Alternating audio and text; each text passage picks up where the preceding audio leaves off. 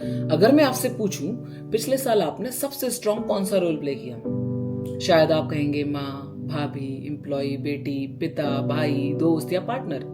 और वाकई में हम रोज इतने सारे रोल्स निभाते हैं, ज्यादातर दूसरों के लिए। पर एक जरूरी सवाल यह है कि अपने लिए आपने कौन सा रोल प्ले किया। थोड़ा टाइम लग रहा है ना सोचने में, है ना? मुझे भी लगा था।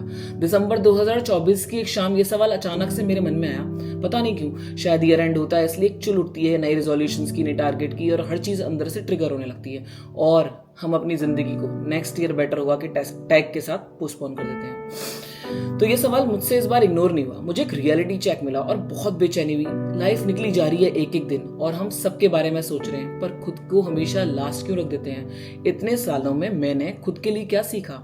कौन सी नई ग्रोथ हुई? हाँ, रिस्पॉन्सिबिलिटीज बढ़ रही हैं, काम बढ़ रहा है, स्ट्रेस बढ़ रहा है, पर सेल्फ ग्रोथ का क्या? मुझे लगा भगवान आपने कौन सी माया बना दी है?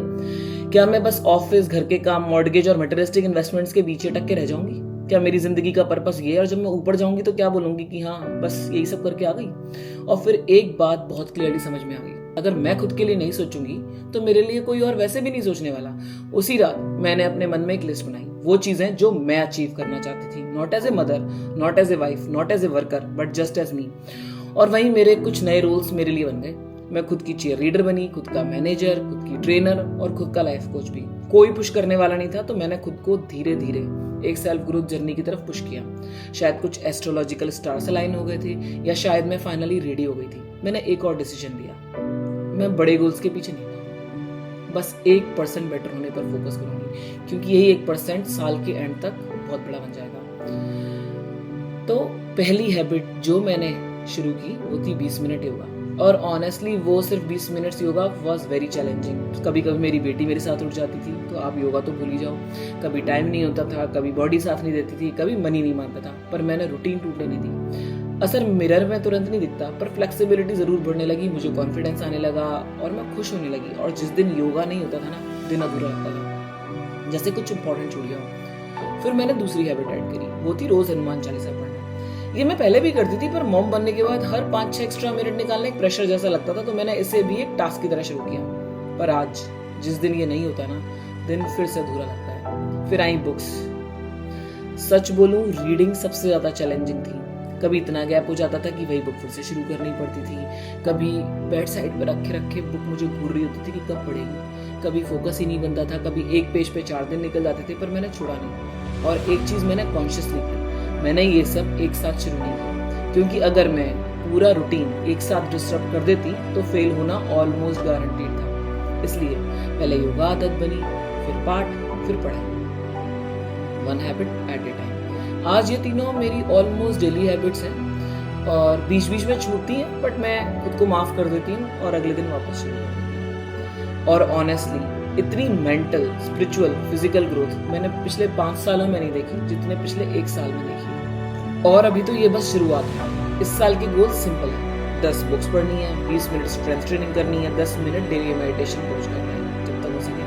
अगर आपको भी लगता है आप बहुत कुछ करना चाहते हो, पर ओवरवेल्ड फील करते हो कि कहाँ से शुरू करूँ, कर पाऊंगा कि नहीं, कर पाऊंगी कि नहीं, तो बस एक लिस्ट बनाओ और उसे 1 by 1 हैंडल करो। कुछ दिन टेम्पो टूटेगा, कुछ दिन कंसिस्टेंसी ब्रेक होगी, और वो बिल्कुल नॉर्मल है। बस फिर से शुरू कर दो, छोड़ो मत। धीरे धीरे ब्रेन रिवायर होगा, कंफर्ट जोन अपनी जिद छोड़ने लगेगी।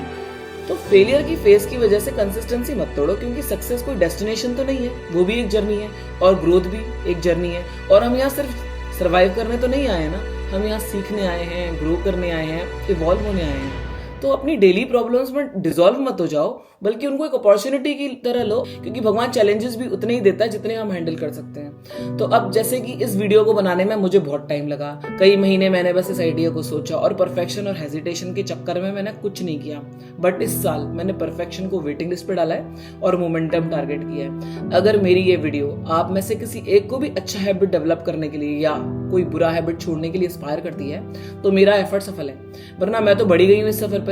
अगर आप धीरे धीरे भी शुरुआत करोगे तो कल आज से बेहतर ही होगा, क्योंकि नहीं करोगे तो यहीं स्टक रहोगे और सीधे भागने लगे तो थक जाओगे। तो धीरे धीरे शुरू करिए, आगे बढ़िए, बहुत लंबा सफर है।